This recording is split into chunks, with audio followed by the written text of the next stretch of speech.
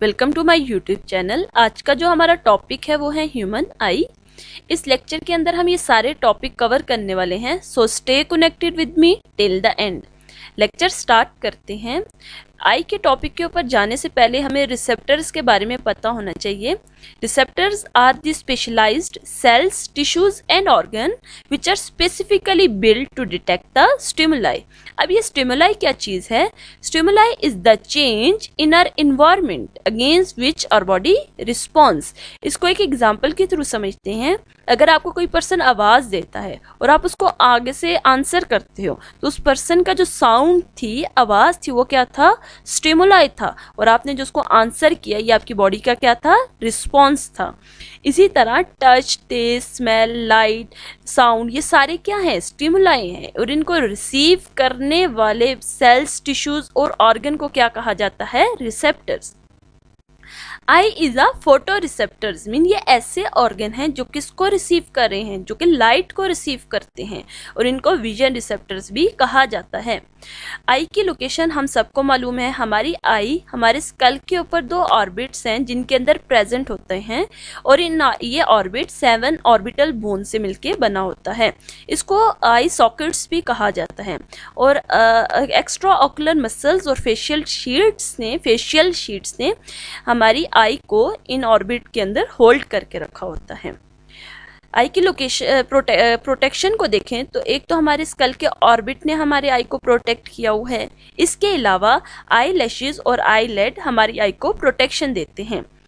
इस डायग्राम के थ्रू देखें तो आपको ये जो हेयर्स नज़र आ रहे हैं हमारी आई के ऊपर, इनको आई लैशेस कहा जाता है, जो कि फिल्टर के तौर पे एक्ट कर रहा होता है। ये हमारी आई को डस्ट पार्टिकल से और अदर स्मॉल पार्टिकल से प्रोटेक्ट करते हैं। आपको आई के ऊपर ये जो कवरिंग नज़र आ रही है, इसको हम आईलेट कहते हैं।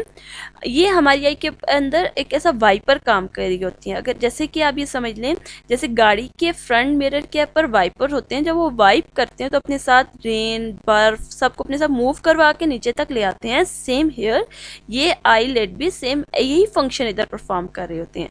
ये आपकी समझाने के लिए मैंने आपको ऊपर ये स्ट्रक्चर सा ड्रॉ किया है। एक्चुअल में इस रीजन पे हमारी आई के ऊपर एक ग्लैंड प्रेजेंट होते हैं जिनको हम लैक्रिमल ग्लैंड कहते हैं, जो कि टीयर्स सक्रीट कर रहे होते हैं। ये हर वक्त टीयर्स सक्रीट करते हैं। तो आपको ये भी मालूम है कि हमारी आई का बाहर के इन्वायरमेंट के साथ डायरेक्ट कांटेक्ट होता है। नंबर ऑफ बैक्टीरिया हमारी आई के अंदर इंटर हो रहे होते हैं। तो इन टीयर्स के अंदर लाइसोजाइम्स होते हैं जो कि इन बैक्टीरिया के अगेंस्ट फाइट करते हैं, इनको किल करने का काम करते हैं। लेकिन जब हमारी आई वाइप करती है, एक तो ये हमारी आई को मॉइस्चराइज करती है, अलॉन्ग विद दैट ये डेड बैक्टीरिया और टीयर्स को अपने साथ मूव करवा के हमारी आई के एंड में एक डक्ट होती है, उधर तक ले आती है, और ये डक्ट हमारे फेरिंक्स में जाकर ओपन हो जाती है। तो हमारी eyelet 2 most important function perform कर रहे हैं हमारी आई के अंदर। एक तो हमारी आई को मॉइस्चराइज कर रहे हैं, और दूसरे हमारी आई को बैक्टीरिया से प्रोटेक्ट कर रहे हैं। आई के स्ट्रक्चर को देखें तो हमारी आई 3 लेयर्स से मिलकर बनी हुई है। आई के सबसे ऊपर वाला जो आउटर मोस्ट प्रोटेक्टिव लेयर होती है, उसको हम क्या कहते हैं? स्क्लेरा कहते हैं, जो कि ऑलमोस्ट वाइट कलर में होता है। ये आपको जो आई के ऊपर सबसे आउटर मोस्ट वाइट कलर की जो लेयर दिख रही है, इसको हम क्या कहते हैं? स्क्लेरा कहते हैं। ये लेयर जब सामने वाली तरफ जाती है तो ये बल्ज आउट हो जाती है और एक ट्रांसपेरेंट लेयर में कन्वर्ट हो जाती है, जिसको हम क्या कहते हैं? कॉर्निया कहते हैं। ये जो कॉर्निया का फंक्शन होता है, ये कॉर्निया लाइट को हमारी आई के अंदर इंटर करने में हेल्प करती है। और स्क्लेरा क्या काम करती है? ये हमारी आई की पोजीशन को मेंटेन करती है। आई की जो सेकंड और मिडल लेयर होती है, उसको हम क्या कहते हैं? कोराइट कहते हैं। ये हाईली वेस्कुलर लेयर होती है, जो कि हमारी आई को नरिशमेंट प्रोवाइड कर रही होती है। इस लेयर के अंदर नंबर ऑफ कंपोनेंट प्रेजेंट होते हैं। 1 बाय 1 करके हम इन सबको डिस्कस करते हैं। सबसे पहले हम आइरस को देखते हैं। आइरस क्या है? ये एक पिगमेंटेड मसल्स होते हैं जो कि प्यूपल के साइज को कंट्रोल करते हैं। डायग्राम के अंदर देखें तो आपको ये जो सेकेंड लेयर नजर आ रही है, फर्स्ट वाली तो स्क्लेरा है। स्क्लेरा के नीचे वाली लेयर को कैरोइड कहते हैं। ये कैरोइड जब कॉर्निया के पास आते हैं, इस ट्रांसपेरेंट लेयर के पास आती है, तो ये बेंड होकर एक रिंग ऑफ मसल्स बना रही है। इस रिंग ऑफ मसल्स को क्या कहते हैं? आइरस, ये अगर आप फिजिकली एक आई को देखें तो आपको दो चीज़ें दिख रही होती हैं आँख के अंदर। एक तो आपको वाइट वाला रीजन दिखता है जिसको हम स्क्लेरा कहते हैं, और इसके अलावा आपको आई के सेंटर में एक छोटा सा बॉल दिखता है जो कि डिफरेंट पीपल का डिफरेंट कलर्स में होता है। उसी बॉल को एक्चुअल में आइरस कहा जाता है, और इस आइरस के सेंटर में एक छोटा सा होल होता है जिसको हम क्या कहते हैं, प्यूपल कहते हैं। ये जो आइरस मसल है इस प्यूपल के साइज को कंट्रोल कर रहे होते हैं। अगर डायग्राम के थ्रू देखें तो ये हमारे जो आइरस मसल्स हैं ये दो मसल्स से मिलके बने होते हैं। बाहर वाले मसल्स को रेडियल मसल कहा जाता है और अंदर वाले को सर्कुलर मसल कहा जाता है। जब हमारे रेडियल मसल कॉन्स्ट्रिक्ट करते हैं तो हमारे जब ये कॉन्स्ट्रिक्ट करते हैं तो ये अपने साथ सर्कुलर मसल्स को भी अपने साथ पुल करते हैं, जिसकी वजह से इस प्यूपल का साइज इंक्रीज हो जाता है। अब ये प्यूपल का साइज इंक्रीज कब होता है, जब हमारे इर्द गिर्द की जो लाइट हो बिल्कुल डिम हो और हमें देखने में मुश्किल हो रही हो, तो एट दैट टाइम हमारे प्यूपल का साइज़ क्या हो जाता है, बड़ा हो जाता है, ताकि ज़्यादा से ज़्यादा मैक्सिमम अमाउंट ऑफ लाइट हमारी आई के अंदर इंटर हो सके। तो उस केस में हमारी रेडियल मसल्स क्या हो जाते हैं, कॉन्स्ट्रिक्ट कर जाते हैं और हमारे प्यूपल के साइज़ को इंक्रीज़ कर देते हैं। और जब बहुत हाई इंटेंसिटी ऑफ लाइट हमारी आइज़ के अंदर आ रही हो तो हमारे जो सर्कुलर मसल्स होते हैं ये कॉन्स्ट्रिक्ट करते हैं, तो ये और करीब चले जाते हैं, जिसकी वजह से प्यूपल का साइज़ क्या हो जाता है, डिक्रीज हो जाता है। इधर ही इसी आइरस के पीछे आपको एक ट्रायंगुलर शेप में मसल्स दिख रहे हैं, इनको सेलरी मसल्स कहते हैं, जो कि आपकी ये आइरस के पीछे लेंस प्रेजेंट है, जो कि इस लेंस के साथ अटैच हैं through a ligament called suspensory ligament. और ये जो सेलरी मसल्स हैं ये हमारे लेंस की पावर को कंट्रोल करते हैं। वी ऑल नो दैट कि हमारे लेंस की पावर उसकी थिकनेस के ऊपर डिपेंड करती है। जितना ज़्यादा लेंस थिक होगा वो उतना ज़्यादा पावरफुल होगा, और अब लाइट कितने करीब से आ रही है और कितने दूर से आ रही है उसकी बेसिस पे हमारे लेंस की थिकनेस इंक्रीज या डिक्रीज होती है। और वो कौन उसकी थिकनेस को कंट्रोल कर रहा है, वो उसकी थिकनेस को कंट्रोल करने वाले मसल्स को हम क्या कहते हैं, सेलरी मसल्स। हमारे आई के अंदर जो लेंस प्रेजेंट है वो कन्वेक्स लेंस होता है। अगर शेप देखें तो कन्वेक्स लेंस हमारे इस तरह का होता है, और इसका काम क्या होता है, ये रेज को एक पॉइंट पे मर्ज करता है, एक जगह पे मिलाने का काम करता है कन्वेक्स लेंस। जबकि डाइवर्ज ये जो कनकेव लेंस होता है ये रेज को डाइवर्ज करता है, एक दूसरे से दूर करने का काम करता है। और हमारी आई के अंदर जो लेंस है वो कन्वेक्स लेंस है, बाई कन्वेक्स लेंस प्रेजेंट होता है। आई की जो थर्ड लेयर है उसको हम रेटिना कहते हैं। ये हाईली सेंसिटिव लेयर या हम इसको सेंसरी लेयर भी कहते हैं। क्यों? क्योंकि ये लाइट को सेंस करने का काम करती है, और ये लेयर फोटो सेंसिटिव या फोटो रिसेप्टर सेल्स से मिलके बनी होती है। इसके ऊपर दो तरह के सेल्स प्रेजेंट हैं, एक को रॉड सेल्स कहा जाता है और दूसरे को कोन सेल्स कहते हैं। इनको